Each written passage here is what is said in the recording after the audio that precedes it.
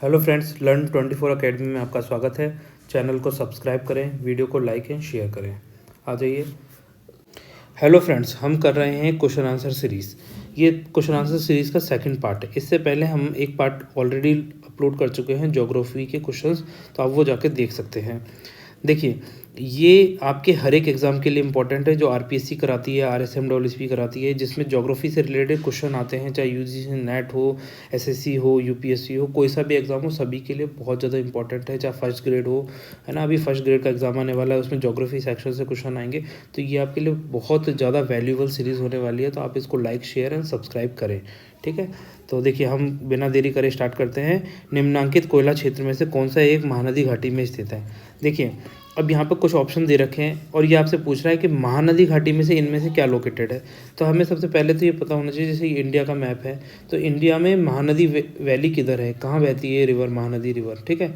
छत्तीसगढ़, उड़ीसा में बहती है, या साउथ इंडिया में बहती है, या नॉर्थ इंडिया में बहती है, कहाँ बहती है?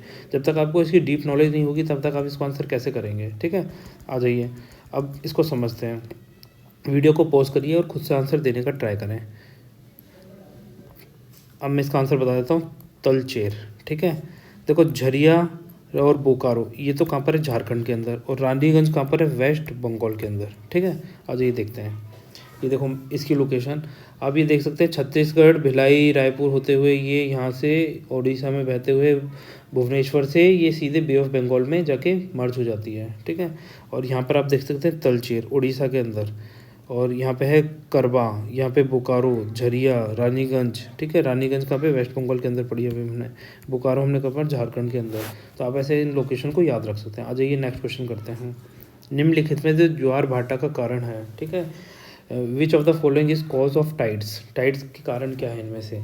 देखो, मून का ग्रेविटेशनल पुल, सन का gravitational pull, centrifugal force, gravitational pull of Mars, ठीक है।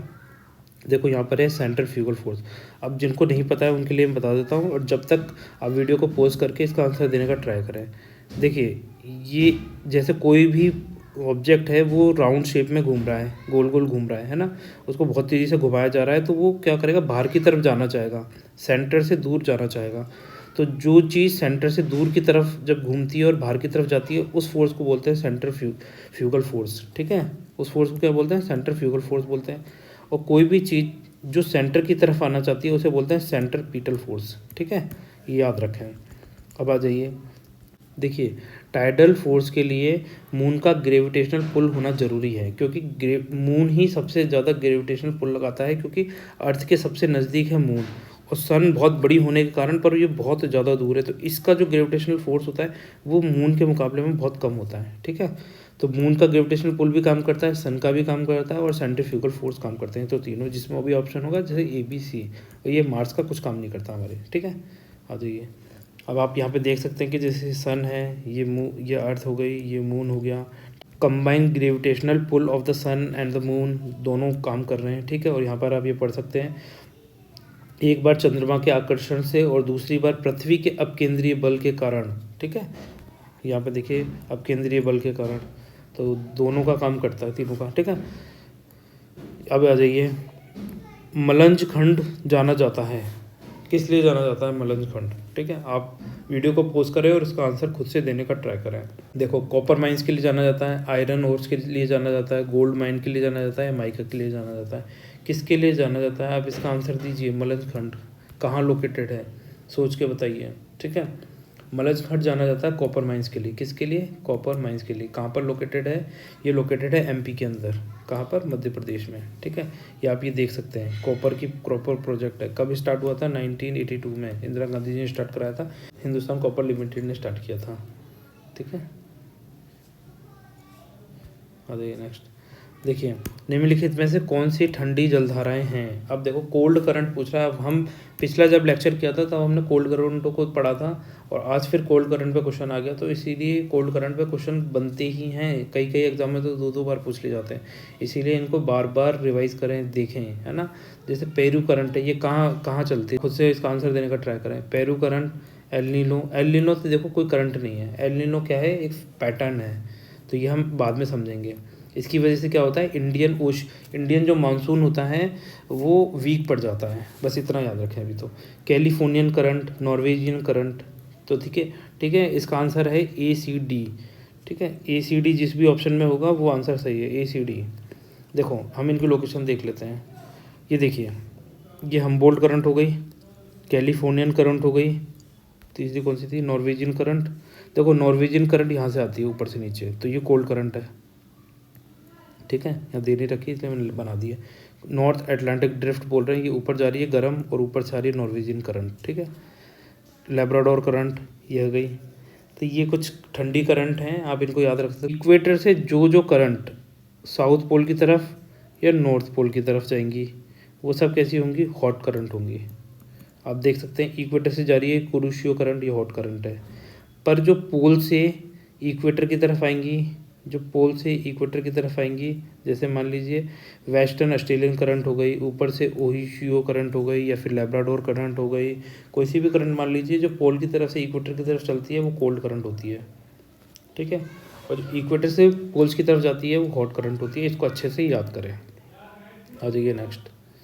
अब आ जाइए, अभ्रक उत्पादक केंद्र कोडरमा स्थित है। Koderma mica producing centre is situated in, कहाँ पर है, राजस्थान में है।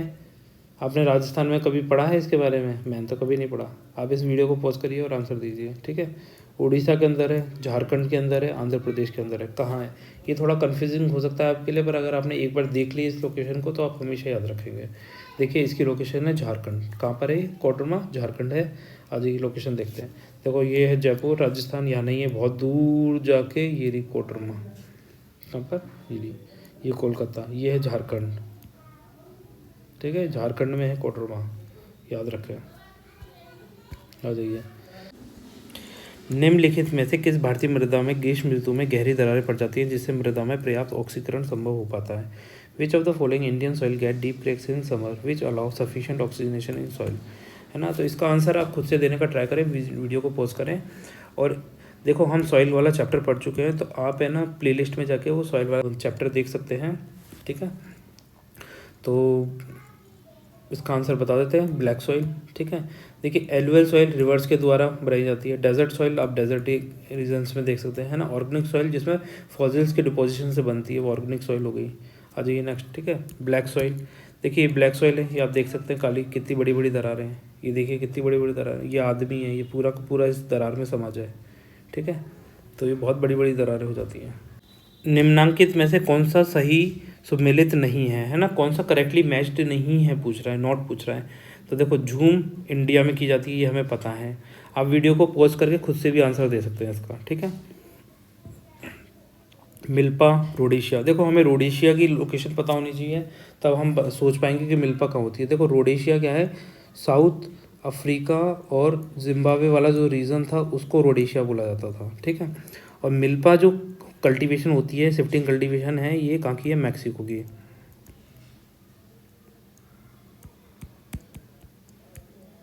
ठीक है, और लडांग मलेशिया की है, बिल्कुल राइट। झूम इंडिया की राइट है। और चेना जो है श्रीलंका की है। किसकी है, श्रीलंका, ये थाईलैंड नहीं है इसका। ठीक है, तो यहाँ पे ये दो ऑप्शन गलत हैं इसके और दो ऑप्शन सही थे।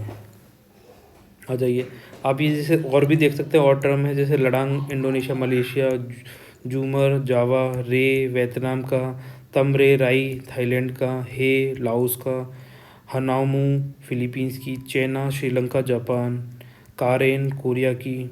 ऐसे ही इंडिया में देख सकते हैं झूम कल्टीवेशन ये रहा, ऐसे बाकी पढ़ सकते हैं आप। ठीक है, ये देखिए ये हो गया रोडेशिया, ये साउथ अफ्रीका, यहाँ पर ये जिम्बाब्वे वाला रीजन हो गया। ठीक है, तो ऐसे आप ये देख सकते हैं, याद कर सकते हैं चीज़ें। निम्नलिखित में से कौन सी नदी घाटी बाढ़ आपदा के लिए कुख्यात नहीं है। ठीक है, अब ये पूछ रहा है which of the following river basin is are not notorious for flood hazards, है ना। तो देखो फ्लड हजार्ड के लिए हम इसमें पहले ऑप्शन देखते हैं। पहले देखो पैनगंगा, सिंधु, कोसी, कावेरी। हमें ये तो पता है कि कोसी है, कोसी है, तो कोसी है जिसमें सी है, वो आंसर नहीं होगा। ये आंसर गया, ये आंसर गया, ये आंसर गया, तो बचाइए।